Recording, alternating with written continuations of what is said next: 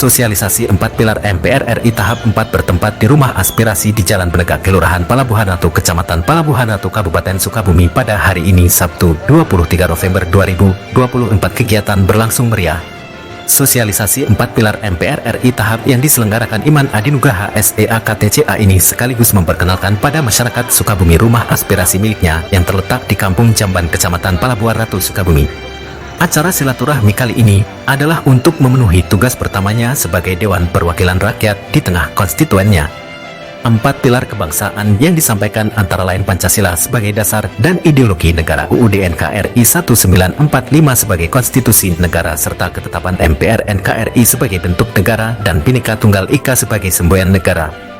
Tugas saya sebagai anggota DPR RI mengingatkan kembali 4 pilar kebangsaan pada konstituen saya, meskipun saya yakin semua yang hadir sudah pernah belajar dan 4 pilar kebangsaan tersebut.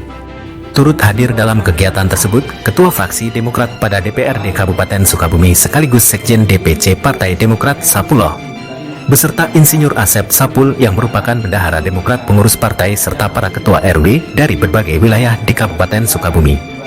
Pelaksanaan sosialisasi perlu dijalankan karena 4 pilar MPR merupakan suatu fondasi yang sangat penting bagi kehidupan bernegara kita. Selain 4 pilar kebangsaan, Iman juga menyampaikan bahwa ke depan ia membuka kesempatan bagi para konstituennya untuk menyampaikan ide, gagasan, serta aspirasinya di rumah aspirasi miliknya tersebut.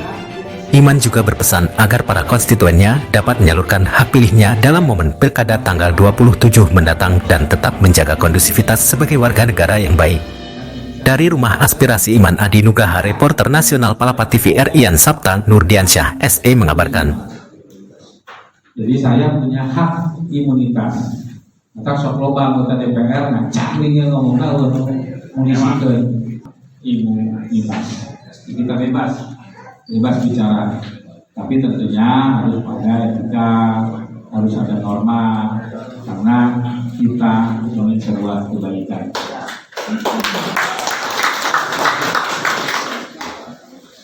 Mengajukan usulan pemberhentian presiden dan wakil presiden, itu DPR. Di DPR, saya sebagai anggota tempatan duta besar negara lain. Kita kirim duta besar ke negara lain, tapi negara lain pun mengirim duta besarnya kepada kita, dan itu perlu persetujuan anggota DPR. Pokoknya DPR. Yang ketujuh, memberikan pertimbangan kepada Presiden dalam memberikan amnesti, ya amnesti.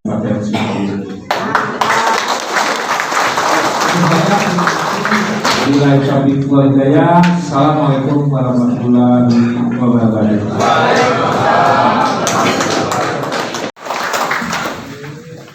Selanjutnya kita buka 2 sesi diskusi ya. Yang pertama itu seputar materi yang barusan, seputar sosialisasi 4 pilar. Kita 3 orang penanya saja. Sesi pertama. Sesi kedua kita akan menyerap aspirasi asmas dari Bapak Ibu semua yang hadir di ruangan ini. Untuk sesi pertama kita 3 orang penanya saja. Silakan acungkan tangan. Selamat pagi, kepada hal yang kami sampaikan. Terima kasih sang moderator telah mendorong saya untuk berbicara. Pertama, sumber faktos kepada Pak Dewan dan Kementerian dijalankan dengan beliau sebagai sekretariat dan beliau kami. Kedua, terlepas daripada persoalan yang kita hari ini sedang dibahas tentang 4 pilar MPR, mungkin prioritas 4 pilar tentang kebangsaan. Tapi karena MPR ini adalah sebagai pelaksananya, tidak ada salahnya. Mudah-mudahan ini tidak. Ini saya kira mungkin di Pelabuhan Ratu cara ya, sosialisasi kepada generasi muda mungkin ya. Hanya saya baru kelihatan satu manfaat dengan adanya anggota dewan ini, mudah-mudahan Tembus ke Cianjur, nanti itu terhubung ke Cimahi ya, apa namanya? Ya, Padalarang. Nah kesininya kalau kita tidak dorong-dorong, kayak di Tegabulan itu kan jalannya sudah besar, sudah bagus. Ya Sagawai di jalan tol sebenarnya, ya walaupun itu bukan tol, tapi besar. Nah, tinggal dari sana ke Pelabuhan Ratu nanti nyambung ke sana ke Banten. Mudah-mudahan ini bukan kantor partai, tapi rumah aspirasi. Ya, rumah aspirasi ada kepala rumahnya ya, Kang Asep orang lainnya udah. Ya, mudah ada kepala rumahnya dan kawan-kawan nanti yang menerimanya ada Kang Bobi, ada Kang Ujang juga, ya banyak di sini ya yang kan gini, munte nyaho orang kan memperjuangkan rumah, betul? Nah, ayo ngomong itu kan, ayo ngomong ke masyarakat Kabupaten Sukabumi. Oke, baik, saya. Assalamualaikum warahmatullahi wabarakatuh.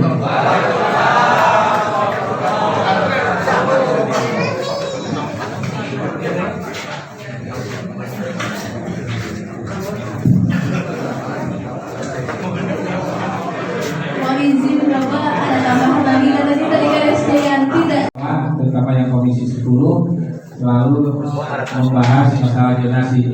Bukan merepotkan kepala desa, juga merepotkan saya sebetulnya itu.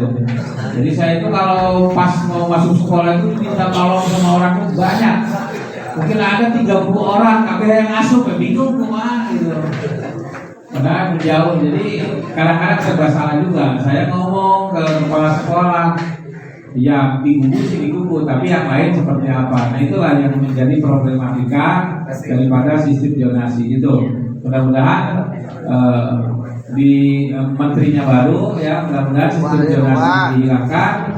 Itu kalau lebih baik di PER menurut saya diganti lagi ke nilai NEM.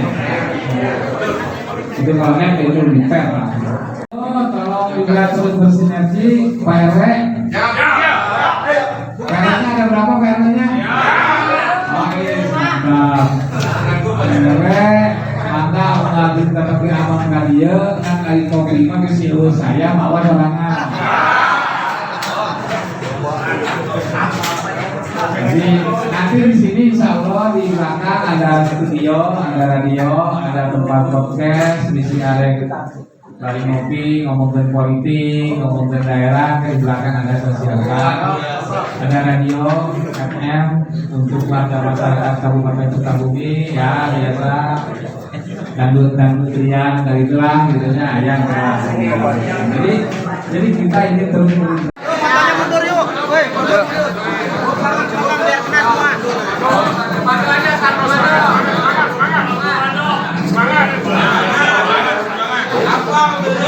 Bentar ya Pak, dia kesini buat laporan ke MPR Pak. Siap, oke, siap. Siap. Dari di komando dulu ya. Ya di komando ya, siap. 1, 2, 3. Oke, sudah. Demikian sore acara pada pagi hari ini. Mohon maaf apabila terdapat kesalahan. Wabillahi taufiq wal hidayah. Wassalamualaikum warahmatullahi wabarakatuh. Marga calik deui. bicara bahwa DPR RI ini harus nyambung dengan kepala daerahnya ya. Kepala daerah DPR RI itu harus berhubungan baik ya. Maka saya berharap di pilkada ini nanti bupati yang terpilih adalah bupati yang mampu ya mengkolaborasikan ya kebijakan pusat dengan kebijakan daerah, hubungannya baik ya.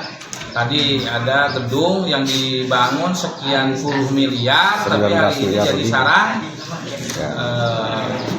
jadi kosong kan, tidak ada manfaatnya. Makanya itu tentu adalah kerja daripada pemerintah daerah untuk bagaimana gedung ini berfungsi dengan baik.